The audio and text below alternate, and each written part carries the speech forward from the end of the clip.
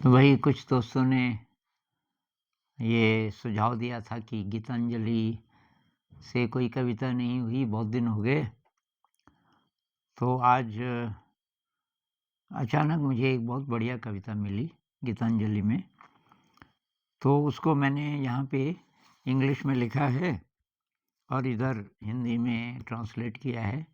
मैं इसके दोनों वर्ज़न पढ़ दूँगा और इसको ये कम्युनिटी पोस्ट में भी डाल देंगे। ये कविता इस बारे में है कि मान लीजिए मृत्यु का क्षण आ गया और ये अब ज़िंदगी पीछे खिसक रही है और ये इधर से मृत्यु आ रही है। आप बीच में हैं, उस समय आपके अंतिम शब्द क्या होंगे? आप ज़ोर से बोल पाओ या ना बोल पाओ, आपके मन में आखिरी शब्द क्या होंगे? आखिरी विचार क्या होगा? क्या ऐसा होगा कि मैं खुश हूँ, मैंने जो ज़िंदगी जी वो बहुत अच्छी थी? ऐसा होगा कि कोई इच्छा होगी? कहते हैं मृत्यु के समय कोई सांसारिक इच्छा अगर रह गई, तो मृत्यु बहुत कष्टदायक होती है और उसके बाद जो यात्रा होती है आत्मा की, तो वो बहुत अच्छे जगत में आप नहीं जा पाएँगे, क्योंकि आप अभी भी सांसारिक चीज़ों से लिप्त हैं। तो ये कविता काफ़ी अच्छी लगी मुझे। तो इसमें 4 स्टैन्ज़ा हैं, 4 चरण हैं इस कविता में। मैं एक-एक पढ़ के और उसका फिर हिंदी अनुवाद भी पढ़ूँगा। When I go from hence, let this be my parting word, that what I have seen is unsurpassable. जब यहाँ से मेरा जाने का समय आए, तो मेरे अंतिम शब्द ये हों कि इस जगत में मैंने जो देखा, वह अद्भुत था। I have tasted of the hidden honey of this lotus that expands on the ocean of light, and thus am I blessed. Let this be my parting word.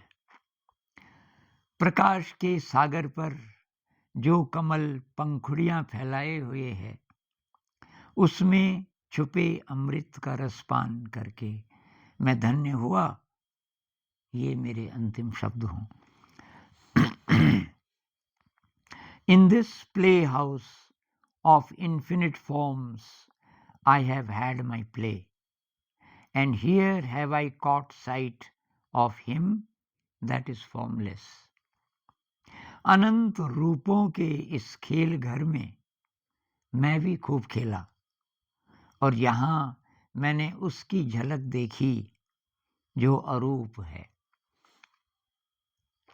My whole body and my limbs have thrilled with his touch, who is beyond touch. And if the end comes here, let it come. Let this be my parting word. जिसे कोई छू नहीं सकता, उसने मुझे छुआ और मेरे शरीर का रोम रोम रोमांचित हो गया।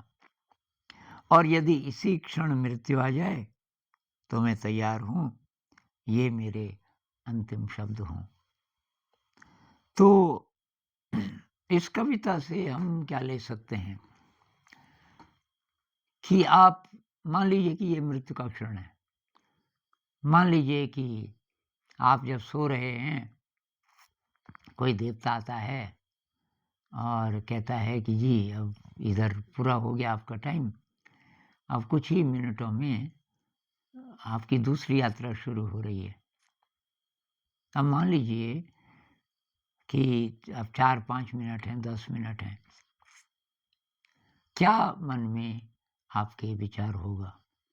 तो जो इस जीवन को भरपूर जिया, भरपूर जीने का क्या मतलब?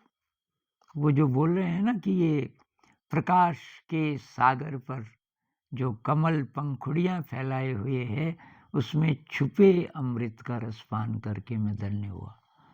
अमृत कहाँ है? वो छुपा हुआ है हमारे ही अंदर। उसका रसपान किया हमने कि नहीं किया?